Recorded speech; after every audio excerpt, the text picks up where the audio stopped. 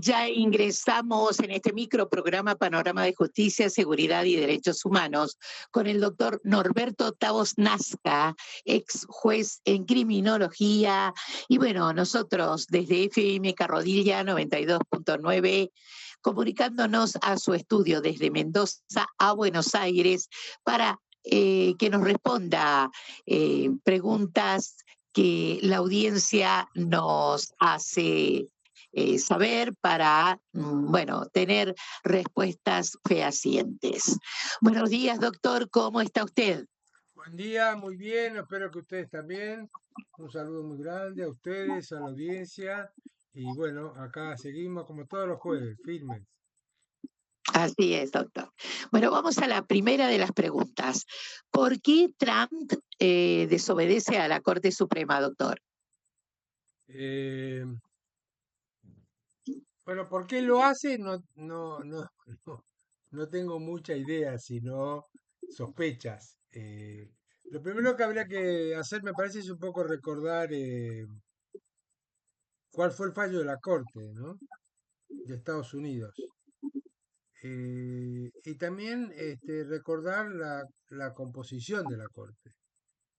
La composición de la Corte de Estados Unidos tiene 9 miembros, de los cuales existe una larga mayoría de jueces que fueron propuestos por el presidente Trump y el presidente Bush.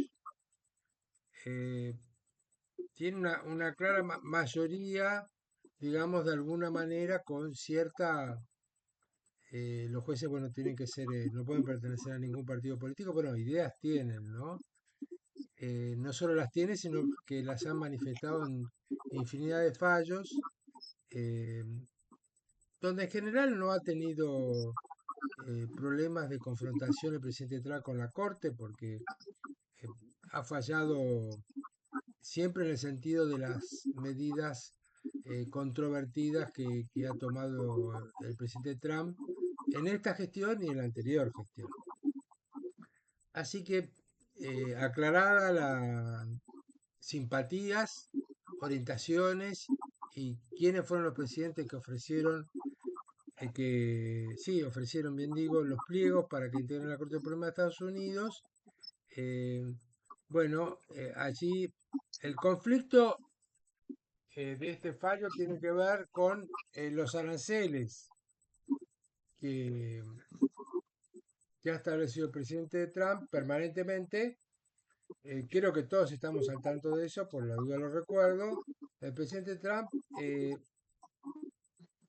como una suerte de arma financiera e impositiva, aumenta o disminuye aranceles. Entonces, sí que esto quiere decir impuestos de mercancías que son compradas o vendidas por Estados Unidos, eh, que lo ha hecho, bueno, en la anterior gestión, pero con mucho más fuerza en el inicio de la actual administración, colocándole aranceles de diferente porcentaje a diferentes países y a diferentes productos en la medida que esos países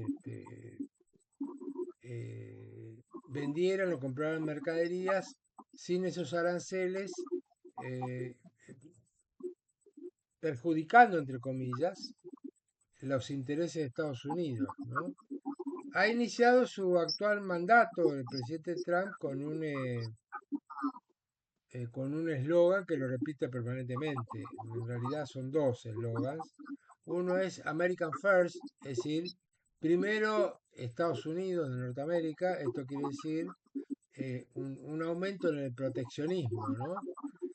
Y segundo, volveremos a ser la América poderosa de antes.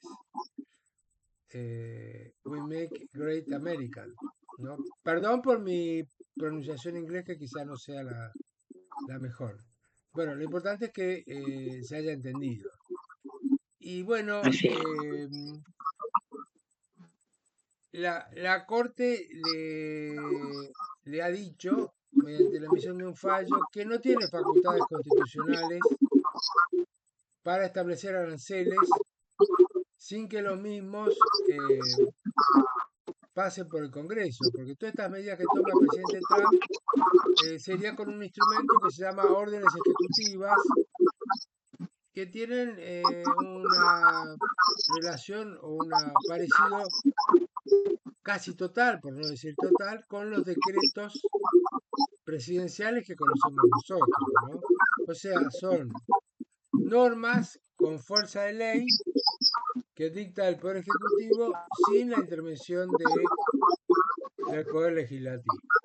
Bueno, acá la discusión es que los presidentes, tanto Trump como cualquier otro presidente de otro país, tienen esas facultades, pero son facultades que están limitadas por las propias constituciones. Todas las constituciones le dan esta posibilidad, en determinadas circunstancias muy extremas, al presidente de emitir decisiones normativas sin que sean leyes, o sea, con la sola decisión del presidente. Bueno, acá la Corte Suprema le dijo al presidente Trump que no tiene esas facultades constitucionales de emitir esas órdenes ejecutivas bajando, subiendo aranceles,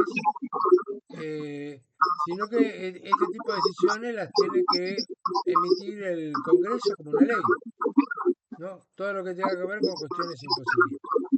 El presidente Trump lo primero que hizo dentro de las 24 horas es desobedecer el fallo y volver a establecer aranceles, no me acuerdo bien ahora qué productos ni con quién, con qué país. Lo cual ha producido una suerte de confrontación de poderes de alguna manera, ¿no? Porque estaría desobedeciendo una decisión de otro poder del Estado. Bueno, y también podría ser causal de que se inicie alguna investigación, porque desobedecer una orden judicial de cualquier juez, ni hablar cuando se trata, como en este caso, de la Corte Suprema, puede acarrear la posibilidad que se investigue la comisión de algún delito, como abuso de autoridad. Hay un delito paralelo que tiene el Código Penal estadounidense, sobre todo en su ley federal, no recuerdo el nombre, y no hay que descartar que también pueda ser causal de impeachment, que traducido a nuestra constitución sería una suerte de juicio político para ver si puede continuar en el cargo o no puede continuar en el cargo. Así que ha sido una decisión, tanto la de la Corte como la desobediencia presidencial, me parece a mí un dato relevante, y en particular porque hay una confluencia muy generalizada de nuestro presidente con el presidente Trump, eh, así que veremos. Esa confluencia no puede tener que ver con los apartamentos permanentes del presidente Milei con la Constitución, o apartamientos o situaciones conflictivas, sospechosas, menos en el proteccionismo, ¿no? Los aranceles que el presidente Trump dicta son proteccionistas, y el presidente Milei en ese punto no se le parece en nada porque quita todos los aranceles, así que estamos viendo toda la situación del cierre de empresas por el dólar barato, pero sobre todo por el ingreso, yo diría casi irrestricto, de mercancía de producción extranjera, lo cual provoca, como decía, el permanente cierre por la imposibilidad de competir, tema que también ya hemos tocado. Sí. Bueno, vamos a la segunda de las preguntas. ¿Cuál es el conflicto por el traspaso de la justicia laboral, doctor? Bueno, ahí tenemos la sanción de la reforma laboral, que mañana viernes, si se trata en el Senado, va a ser ley. En esa ley, sobre el final, cuando la Libertad Avanza y otros partidos que lo acompañan eh, detectaron que no solamente tenían quórum, sino los votos para aprobar la reforma laboral, ha ingresado en ese momento se acopló el traspaso de la justicia laboral de la Ciudad Autónoma de Buenos Aires a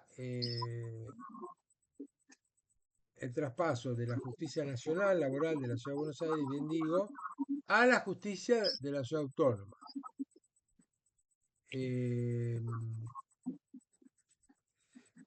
bueno, allí lo que ocurre, como hemos visto en las movilizaciones de estos días de los empleados del foro laboral, que no se sabe muy bien cuál va a ser la situación laboral de todos los que integran el foro laboral, tanto magistrados, o sea, jueces, fiscales y defensores, funcionarios de la justicia laboral y los empleados, ¿no?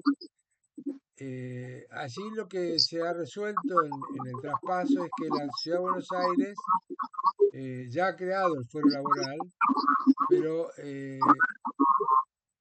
van a prestar servicio 10 juzgados laborales cuando la justicia nacional de la Ciudad de Buenos Aires, que es la que se traspasa, tiene 40. O sea que en primer lugar tenemos una disminución muy importante.